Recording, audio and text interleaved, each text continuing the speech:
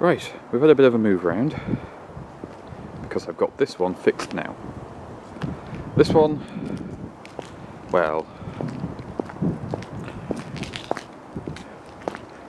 it's going to be easier to finish that job at least. Missed the MOT deadline on this one, so I'm just going to spend some time sorting it out and not worry about that. I hate winter MOTs anyway. Be good to have it on a different day. This one, yeah, I want to get these mirrors on because trying to drive this thing with no side mirrors is difficult. Do have some issues still, which I did know about. There is condensation on the inside of the screen. This is partly because the car's been parked up a long time. It's also because the windscreen seal leaks. I have a new one to go on, but I kind of want to fit a new windscreen, and that just means saving up for it. We've got the same problem at the back, so I'll clean all of this off. Once the car's actually being used, it's not anywhere near as bad as this, so I'm not worrying about it for now. All the glass needs cleaning. It's been parked up for months and it's just like, I don't know, it's got this kind of oily, gritty sheen all over everything, so you can't see out the windows very well. It's a bit cold today as well. Let's crack on though.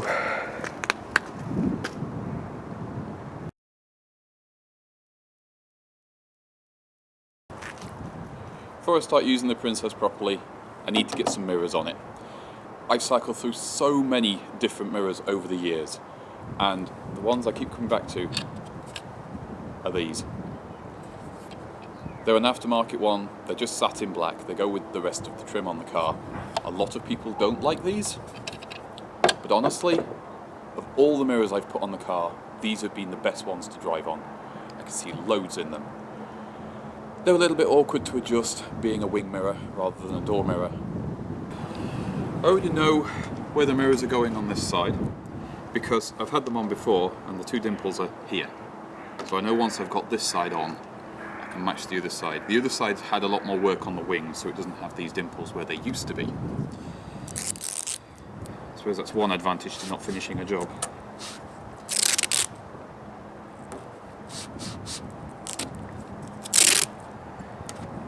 I haven't got a centre punch thing, so this is what I do instead.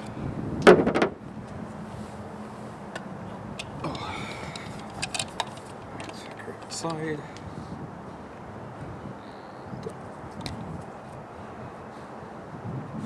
One's here.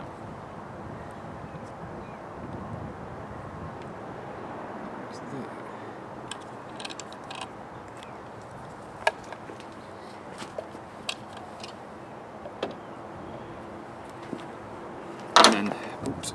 And then they will sit like so. I'm hoping this cordless drill is up to it. It should be. I'm going to drag the old orange one out.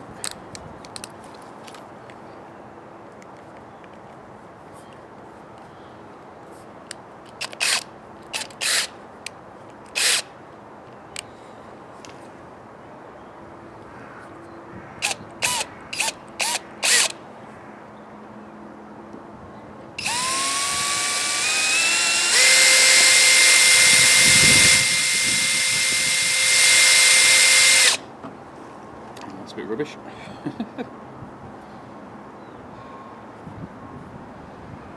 Right setting, yes.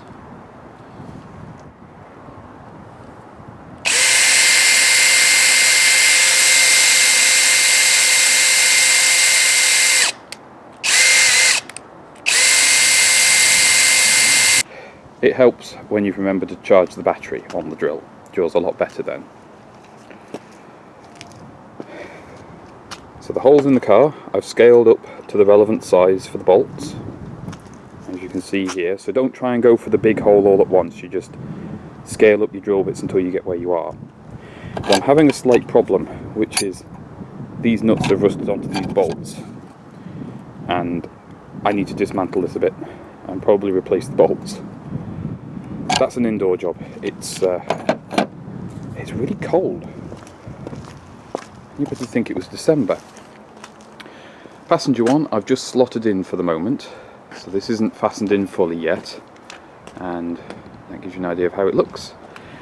One thing I'll need to do is I've got to get into here and take the splash guard out, the plastic inner arch liner thing, because that allows me to get access to the bolts underneath here. But I think before I do that, I'm actually going to replace the bolts in this one as well. I think it would be sensible.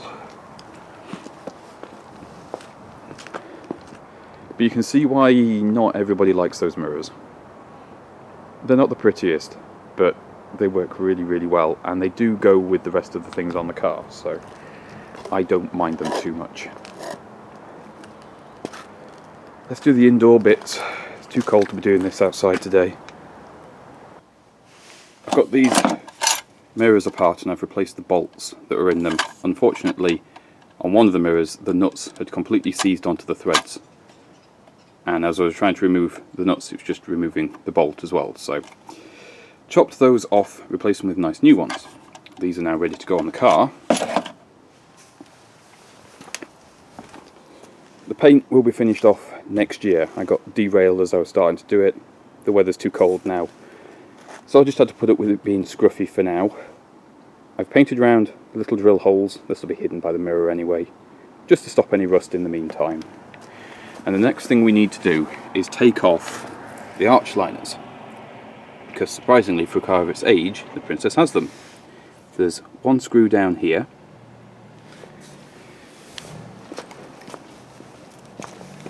I'll show you on the other side because it's easier. At the back of the wheel, there's a screw there and a screw there. Once you take those out, the whole arch sort of compresses back and drops down because it's held in with the arch lip up here. This saves me having to remove the wheels, but if I don't drop this out, I can't get inside the wing to bolt the mirrors on. Bit of a faff,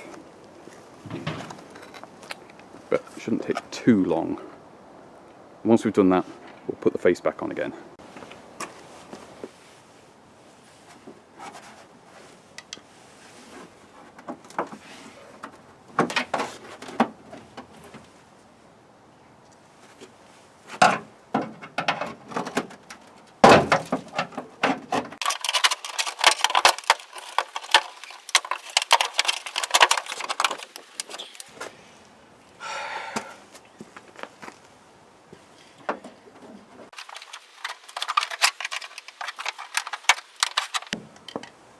God, I hate removing these things. They're always a pain. Well, that wasn't fun. I've sliced my hand up a bit. And I have some welding to do. I've already rebuilt this wing once before. Trouble is, body panels on these cars, almost non-existent. They are very hard to find. And when they do pop up, they're usually very expensive. That's the arch liner wrestled out. You do need them. Unfortunately, I have run this car without, and this area in here particularly fills up very, very quickly and then rots out the bottom of the wing, which is not ideal.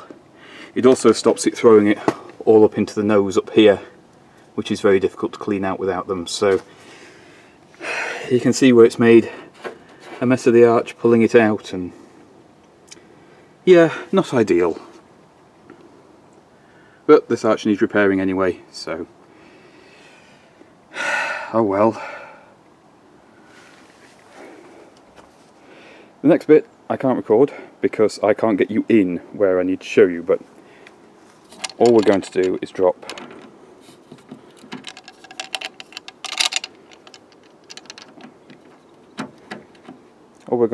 the mirror into its bolt holes there, and then I'll go through this gap and bolt it up underneath there somewhere where I can't show you.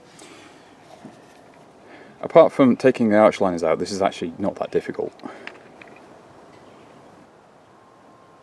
Well, we've got one on. I've run out of time, so I'll have to deal with this side another day. But that one's all adjusted and ready to go, so that's good.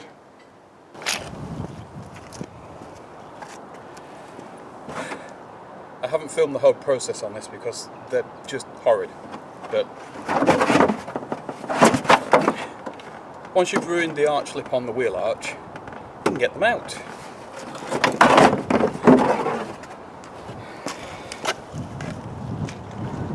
I still don't know if these arch liners prevent problems or cause them, to be honest with you, because while it stops the mud collecting back here, it seems to cause a lot of damage on the arch lip itself.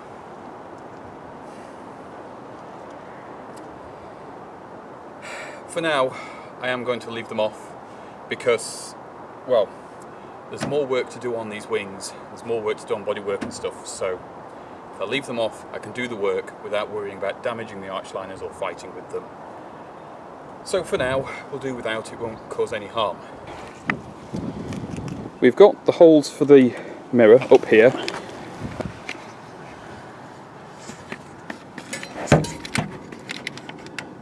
Okay, you are in the wheel arch and you can just see there the holes for the mirror. Now on this side of the car I actually find this a lot easier to do. On the other side I find it almost impossible because I'm predominantly right-handed. This is why I can't film it though. It's a bit tight, so I'm going to pop this mirror on and then we'll be good. I do have to work completely blind on this one, which is tricky. There.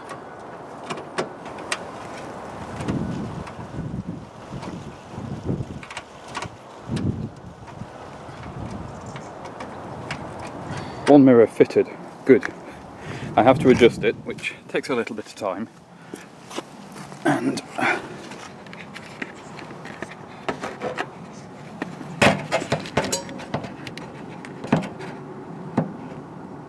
you can see, I think, the backing plate for the mirror there.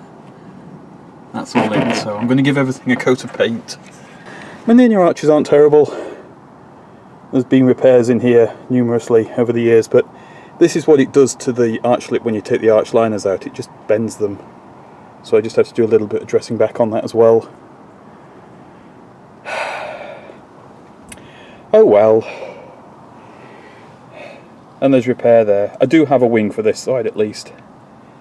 I just need decent weather and whatnot to get it painted.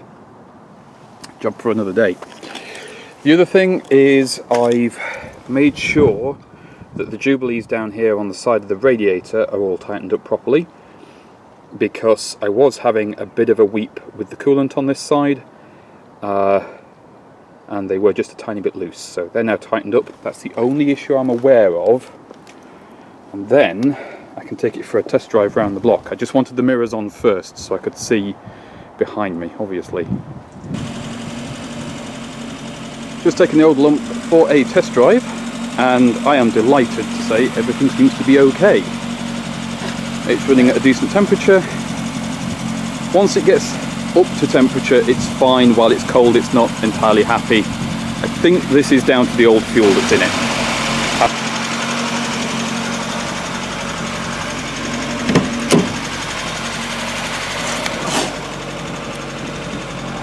You can see the gauges are all sitting pretty much as they should do, which is nice. It's charging properly. You know, the clock's the wrong time, I've not set that. But these mirrors are fantastic. You can just see everything in them. They are so good. I've got to adjust this one a little bit more, but this one's fantastic. You don't have to take your eyes off the road in front of you to see behind you, which I always did with the ones on the doors. They were just terrible. There is still more to do, obviously. It's not 100%. I think the timing might be slightly off, but again, that could be down just to the bad fuel that's in it. Overall though, it was a very confidence-inspiring drive. I've put enough miles on it to re-torque the head bolts, or check the torque of the head bolts at least. So that will be my next job. I'm not seeing anything amiss yet, but I'm also not going to count my chickens, because you never know with old cars. Anyway, I'm happy it was a success so far. That's what we want.